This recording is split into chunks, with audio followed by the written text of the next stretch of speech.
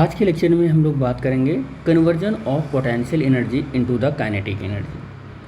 कौन कौन से ऐसे डेली लाइफ में हम एग्जांपल देख सकते हैं जिसमें पोटेंशियल एनर्जी कन्वर्ट हो सके काइनेटिक एनर्जी में, और कौन से ऐसे भी एग्जांपल हम देखेंगे, कौन से ऐसे एग्जांपल भी हम देखेंगे कि काइनेटिक एनर्जी कन्वर्ट हो सकता है पोटेंशियल में। लेकिन बेसिकली इस लेक्चर में हम जो बात करेंगे वो क्या है कि पोटेंशियल एनर्जी कन्वर्ट होना चाहिए काइनेटिक एनर्जी में। तो ऐसे भी कुछ एग्जांपल अपने डेली लाइफ से हम उठाएंगे और उन एक एक एग्जांपल्स की बात करेंगे कि पोटेंशियल कन्वर्ट हो रहा है काइनेटिक एनर्जी में। ठीक है, तो आप अपना कमेंट बॉक्स में आप बोल सकते हैं कि कौन सी पोटेंशियल एनर्जी काइनेटिक एनर्जी में कन्वर्ट हो रही है।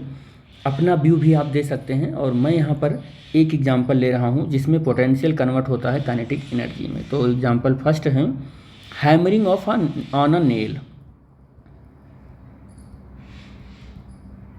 हैमरिंग ऑन अ नेल, आप क्या करते हो, एक नेल लेते हो, ये मैं एक नेल बना दे रहा हूँ। ये नेल एक प्लैंक के ऊपर रखा हुआ है। प्लैंक मतलब होता है लकड़ी का पटरा, या जो भी आप ऐसे ले सकते हैं, रेक्टेंगुलर या स्क्वायर किसी शेप में ऐसे। और इस प्लैंक को प्लैंक में इस नेल को क्या करना है, हमें इंजेक्ट कर देना है। तो आप क्या करोगे, एक हैमर लोगे ऐसे, और उस हैमर को आप क्या करोगे, उठाओगे। जब आप उठाओगे उस हैमर को तो उसमें क्या होगी, इसमें क्या होगी, पोटेंशियल एनर्जी होगी, ग्रेविटेशनल पोटेंशियल एनर्जी होगी। आपने किसी हाइट तक उसको उठा रखा है ना, तो उसमें क्या होगा, ग्रेविटेशनल पोटेंशियल एनर्जी होगा। ग्रेविटेशनल पोटेंशियल एनर्जी होगा क्योंकि आपने उसको उठा रखा है।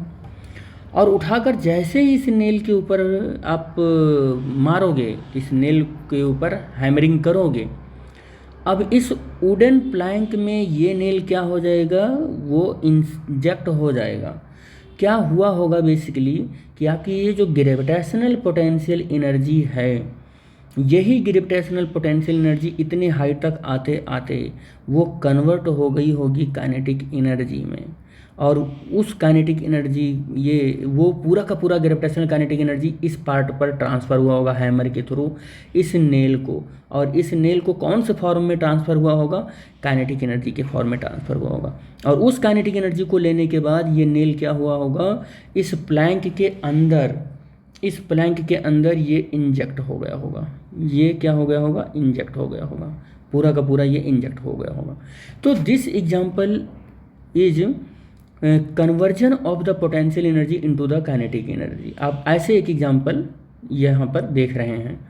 आप दूसरा एग्जांपल भी देख सकते हैं कि क्या हो सकता है। ठीक है, तो सेकंड एग्जांपल मैं आपको दिखा रहा हूँ कि वाइंड अप वॉच स्प्रिंग। अब तो वॉच ऐसा आना ही बंद हो गया है, तो आप लोग को पता नहीं कितना ये समझ में आएगा कि wind up of watch spring. पहले के टाइम में क्या होता था, एक घड़ी ऐसे आती थी और लोग बहुत शौक़ से पहनते थे वो घड़ी। और उस घड़ी में यहाँ पर डायल पर, यहाँ पर एक चाबी बनी हुई होती थी या की बनी हुई होती थी, उसको लोग ऐसे रोटेट कराते थे। तो रोटेट कराते थे, उसमें क्या होता था, एक स्प्रिंग लगा हुआ होता था ऐसे। वो स्प्रिंग क्या होता था, वो कस जाता था, टाइट हो जाता था, बहुत फोल्ड हो जाता था ऐसे, यानी कि रोटेट हो जाता था स्प्रिंग। अब अगर स्प्रिंग रोटेट हो जा रहा है, मान लो उसकी लेंथ इतनी थी और आपने रोटेट करा के उसको इतना कर दिया, यानी कि कस दिया। अब इस स्प्रिंग है तो स्प्रिंग में कौन सी एनर्जी होगी, इलास्टिक पोटेंशियल एनर्जी होगी, इलास्टिक पोटेंशियल एनर्जी होगी।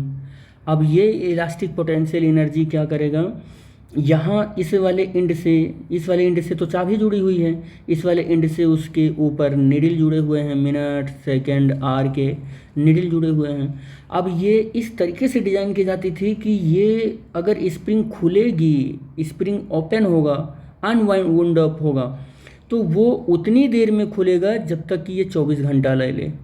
यानी कि इस घड़ी की चाबी आपको 24 घंटे में भरना ही भरना है। अदरवाइज़ 24 घंटे में अगर आप नहीं भर पाते हैं तो घड़ी ये क्या हो जाएगी, बंद हो जाएगी, क्योंकि स्प्रिंग पूरी खुल चुकी होगी। तो there are no restoring force, कोई रिस्टोरिंग फोर्स नहीं होगा स्प्रिंग और चाबी में। जब कोई रिस्टोरिंग फोर्स होगा ही नहीं तो ये नीडल मूव ही नहीं करेगी। कोई इलास्टिक फोर्स नहीं होगा तो नीडल मूव नहीं करेगी, क्योंकि स्प्रिंग तो पूरी खुल चुकी है। तो हर 24 घंटे में क्या करना होता है कि इस चाबी को घुमाकर इस स्प्रिंग को टाइट करना होता है, कसना होता है, ताकि ये स्प्रिंग खुलती रहे और नीडल हमारी घूमती रहे कंटिन्यू, बिना टाइम ब्रेक हुए। तो इस तरीके से क्या हो रहा है, आप देख रहे हैं कि स्प्रिंग खुल रही है तो इलास्टिक जो पोटेंशियल एनर्जी है वो नीडल को क्या प्रोवाइड कर रही है, काइनेटिक एनर्जी प्रोवाइड कर रही है। इलास्टिक पोटेंशियल एनर्जी प्रोवाइड कर रही है क्या, काइनेटिक एनर्जी प्रोवाइड कर रही है। और इसी से वॉच का यही होता है वर्किंग ऑफ वॉच। ये बेसिकली उस वॉच की बात कर रहे हैं जिसमें हम स्प्रिंग लगाते थे। अब तो डिजिटली आ गया है कि उसको एनर्जी सप्लाई करते रहते हैं सेल लगाकर, पहले स्प्रिंग लगाकर आता था। थर्ड एग्जांपल हम ले सकते हैं, थर्ड एग्जांपल क्या लें, थर्ड एग्जांपल हम ले सकते हैं स्ट्रिंग ऑफ अ बो। बो मतलब तो जानते हो ना आप, बो मतलब जानते हो आप ऐसे एक ये होता है, ये बो है जिसको आप तीर धनुष बोलते हो। और इस बो में करते क्या हो, आप एक लगा देते हो, ऐसे तीर लगा देते हो, और तीर लगाने के बाद इस बो को क्या करते हो, आप स्ट्रेच करते हो। आप स्ट्रेच्ड करते हो, बो की सिचुएशन यहाँ कहीं पर आ जाती है, यहाँ कहीं पर आ जाती है उसकी स्ट्रिंग की, क्योंकि स्ट्रिंग इस एंड पर और इस एंड पर फिक्स्ड है तो स्ट्रिंग की ये सिचुएशन आ जाती है। और तीर लगाकर आप खींचते हो। जब आप खींचते हो तो बेसिकली आप कर क्या रहे हो, यहाँ पर आप क्या कर रहे हो, यहाँ पर इलास्टिक पोटेंशियल एनर्जी ही तो यूज कर रहे हो, पोटेंशियल एनर्जी ही तो यूज कर रहे हो आप। और ये इलास्टिक पोटेंशियल एनर्जी यूज कर रहे हो। जैसे ही आपने इस एरो के टेल को इस वायर पर खींचकर और छोड़ा, तो फिर ये जो धनुष का तीर है, ये जो एरो है, ये इधर से चल पड़ेगा और क्या हो जाएगा, इसमें मोशन आ जाएगा। क्या आ जाएगा, मोशन आ जाएगा। तो आपने क्या देखा कि यहाँ पर भी इलास्टिक पोटेंशियल एनर्जी चेंज किस में हुई, काइनेटिक एनर्जी में चेंज हुआ। This is also example of the conversion of potential energy into the kinetic energy. ये भी इलास्टिक पोटेंशियल एनर्जी का कन्वर्जन है काइनेटिक एनर्जी में। तो this is the third example of the conversion of elastic potential energy into the kinetic energy. ये भी example है। ऐसे एक एग्जाम्पल और भी हम ले सकते हैं, एक एग्जाम्पल और भी ले सकते हैं। वो एग्जाम्पल क्या है, एग्जाम्पल नंबर 4, एग्जाम्पल नंबर 4 आ कंप्रेस्ड स्प्रिंग, ये भी ले लेते हैं।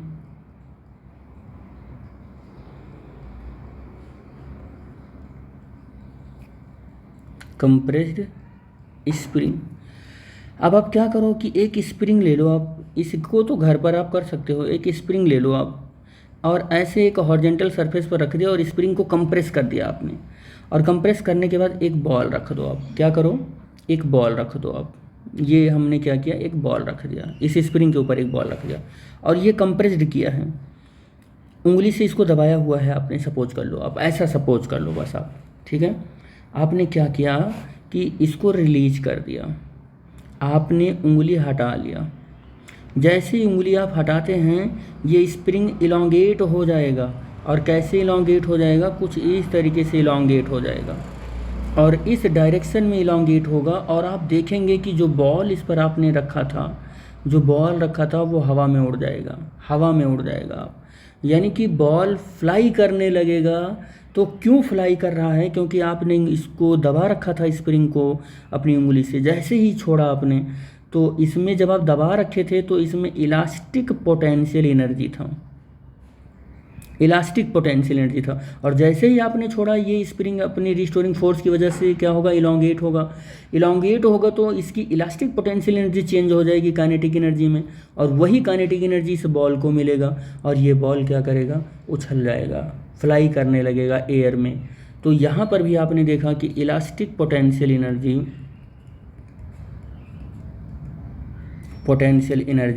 कन्वर्ट हो रहा है इनटू द काइनेटिक एनर्जी में। तो दीज आर एग्जाम्पल। अब आप ये कितना एनालिसिस करते हो कि आपके घर के आसपास कितने ऐसे एग्जाम्पल्स हैं, कितने ऐसे एग्जाम्पल हैं जिसमें आपने एनालिसिस ये किया कि वहाँ पर पोटेंशियल एनर्जी कन्वर्ट हो रहा है into the form of kinetic energy. वो आप अपने नोटबुक में, अपनी कॉपी में या कमेंट बॉक्स में लिखकर बताएं कि कितने ऐसे एग्जाम्पल आप अपने घर के आसपास देखे जिसमें पोटेंशियल एनर्जी कन्वर्ट हुआ, किसमें, काइनेटिक एनर्जी में कन्वर्ट हुआ। आप ये देखकर बताएं।